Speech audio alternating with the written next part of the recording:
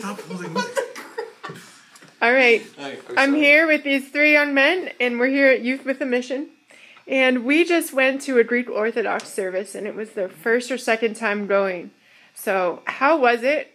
What did you learn? Experience that was new or different? How was your perspective changed? Steve, why don't you share first? All right. Well, I was really just impressed with how holy they kept God. It was very, everything had a sort of form to it. It was very structured and it was very honoring to God. And I often lose some of that in the hey, he's my friend, which he is, but they kept him very honored. And also I was really touched by their love for their fellow Christians, even though they didn't really know us. What about you, Ricky? Well, I didn't really know what to expect going in, so I kind of had an open mind, but it was kind of like, I don't know if I can get in tune with God here, and God really put a check in my heart because we saw them for Christians by the way they acted and the way they served God, and it was just really humbling for me. It's awesome.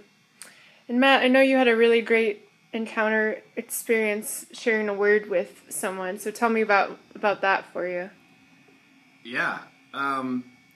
So after the whole event, it was awesome. The way that they were singing really stuck out to me.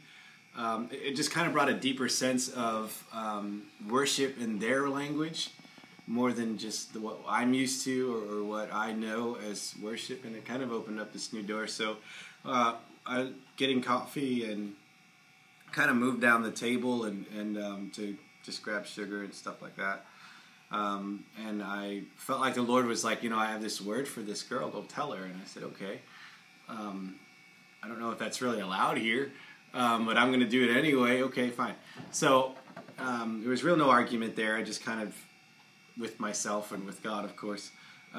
So I went over and I said, excuse me, I feel like the Lord is just telling me about the way that you worship is like, it's like almost like it's from a deeper place than I think you know.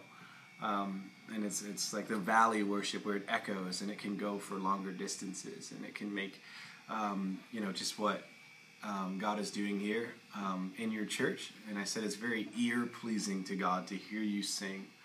And so what she ended up saying after that, there was 10 seconds of silence, and she just kind of looked at me for a moment. And so I didn't know what to think at first.